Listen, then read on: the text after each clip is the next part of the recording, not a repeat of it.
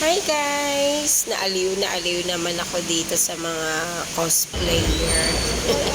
Niluloko ko sila mga aliens. Ayan, sa Ayala Malls, Manila Bay yan guys. Nagpunta kami dyan na Sunday.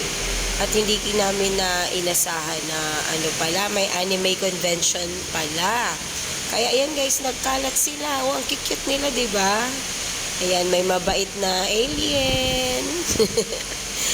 Yan, may mga dyan, iba-ibang klaseng alien, guys. Ayan, oh. Kita mo? Ang ganda. Ganda ng mga costume nila.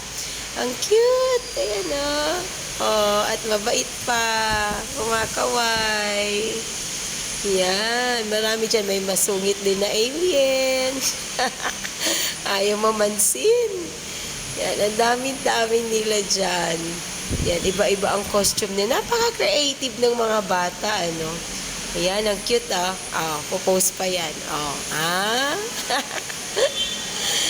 Yan, sinusundan ko sila. Kasi pauwi na rin kami dyan after nag-dinner. Ang dami nila nagkalat dyan sa mall. Palakad-lakad na si Spider-Man. May maliit na alien. May masungit na alien. May malaking alien. Yan. Kanya-kanyang sila guys, trip.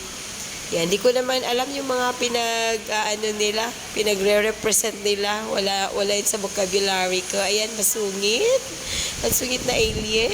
O yan, ito, hindi, mabait na alien.